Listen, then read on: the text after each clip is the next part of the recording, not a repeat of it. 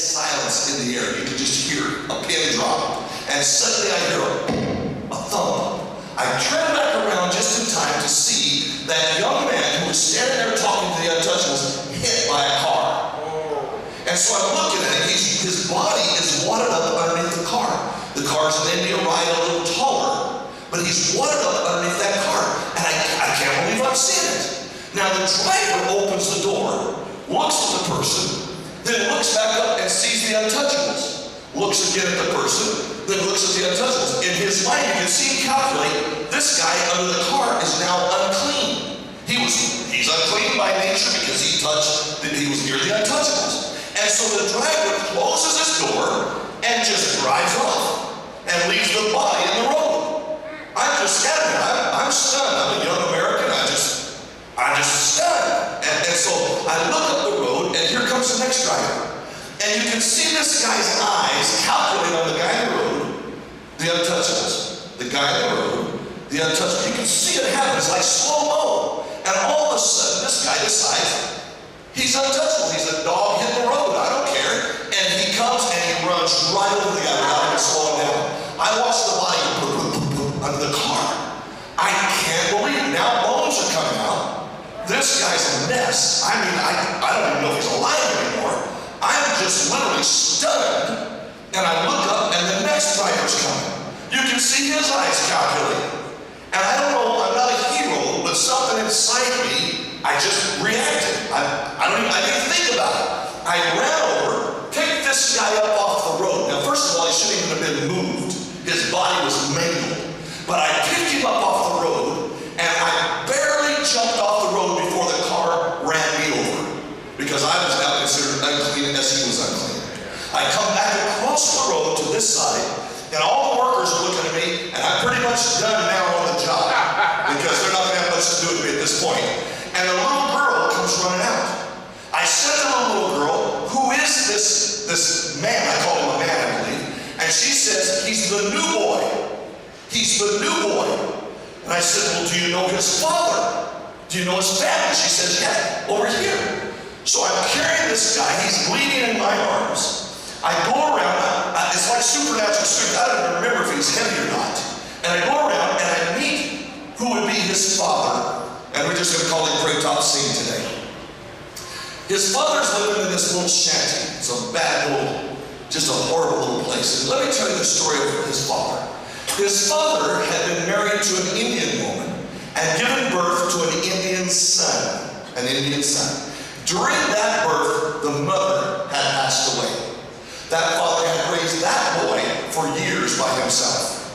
He had been married a woman that was an Egyptian woman from Egypt.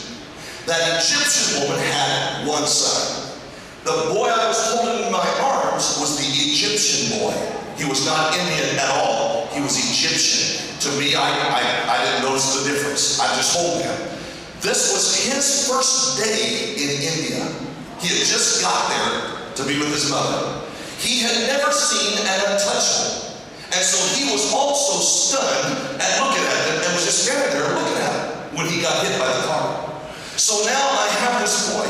And in India, when you take somebody to the hospital, the only thing the hospital does is administers medicine. The family has to change the sheets, feed you. If they need blood, you got to go find the blood and bring it back. If they need medicine, you got to go find the medicine and bring it back. The doctors simply administer it, that's all. But this boy, we take him to the hospital. Now, Ray Kirkland has no money. I'm young. I'm done on the job because I'm done. They have to send me home now. So I go home. I don't have much, but I have his address. And for the next 9 months, I send $75 a month to help this guy with this kid in the hospital. One day I received a poorly written letter. The English is very bad. And the letter is stating that don't send any more money because the boy from Egypt, the grandparents in Egypt have come to India and taken this boy back to Egypt where there's better medical attention. Thank you so much for your help. Thank you for what you've done. You've helped us save his life. He's going to be okay. He's back in Egypt. Don't send any more money. So at that point, I stopped the money, but I wanted to maintain the friendship with Ray Kirkland. So every year at Christmas time, I would send a picture of my beautiful face for a Christmas card. Everybody wants my face on a Christmas card. Every year, he would send me back something in Indian. I don't have a Hindi, I don't want to say it, but I believe it was good. Every year, I'd receive one back from him. This went on for years, okay? Now, up to this day. To this day. Now, let's go forward. Let's go forward. We're going to move forward now about 20 years. We're going to come to my life later on in life. And now, I have liver cancer. And now, I'm in San Diego. And I'm struggling. I'm hurting. I'm down to 92 pounds. I've been through chemo several times already. I'm a mess. My body is falling apart. I have a doctor in Rancho Bernardo, California, Dr. Morrison. And so when I go to my doctor this day to check up, I find out that the doctor has been killed in a car accident. Honestly, I was at this time flatlining in my mind, my heart, I had no emotion. I just said, what do I do now? They said, well, we're going to give you a new doctor. I felt nothing. I'm sad for that, but I just felt nothing. I was broken, my body, my mind. They said, give me a new doctor. I go in the back. This doctor's a new guy. He starts talking to me. As he's talking to me, something in me made me think, hey, I've heard this accent you have. And I asked the doctor, are you from the southern part of India? As soon as I said that, he breaks into tears. And he goes, I know you. I'm looking at him. He goes, I know you. My father is Ray Kirkland. And I have seen your picture on my wall for 20 years at Christmas time. I know you. And I'm stunned. I said, wow, that's cool, man. Right? So he starts to do the test. He walks out of the room. He comes back. And now he's crying.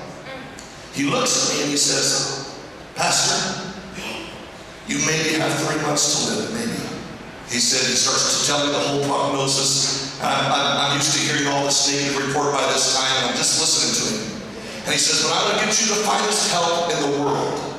I want you to go over to UCSD Medical Research Center, and I want you to see this doctor. He gives me a name.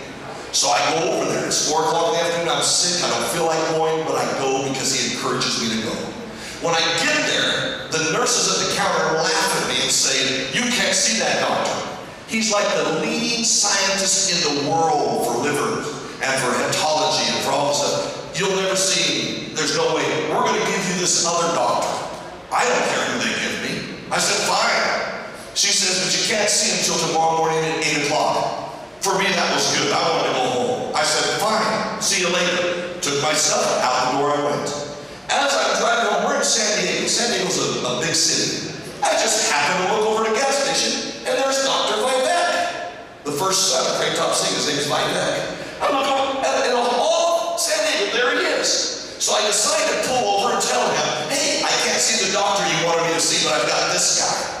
So I tell him that immediately. I don't know if you've been around Indian folks or not. His head does this thing. His little head starts bobbing, man. I mean, he's upset. He's frustrated. He starts yelling something. I don't know what it was, but I don't think it was Christian. I'm not sure. We drive just around the corner, not too far, to his office. He sits me down. He goes to the back. I hear him yelling.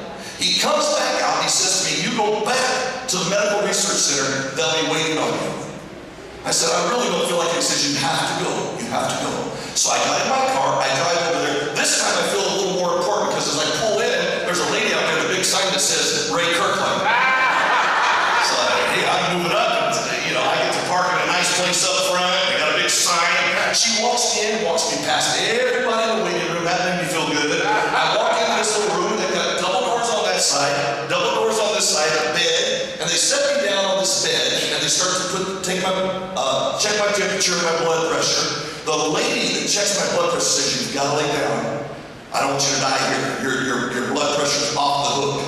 I'd run about 105 fever for about 6 years at this time. I was cooking. And she said, if you lay down, don't move, I'll get the doctor.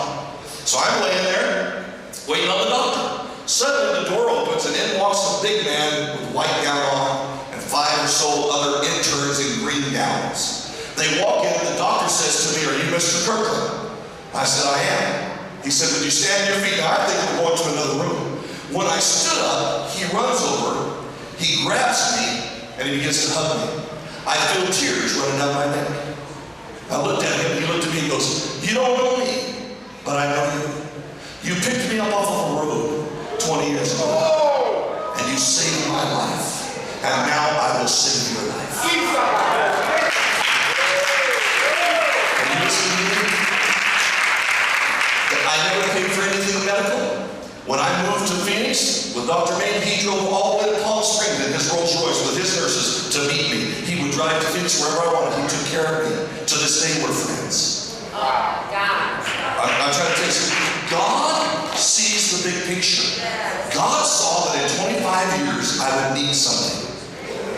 Are you listening to me? God sees the big picture. You might be in a season where your mind is playing games with you tonight. You might be in a dry season, but God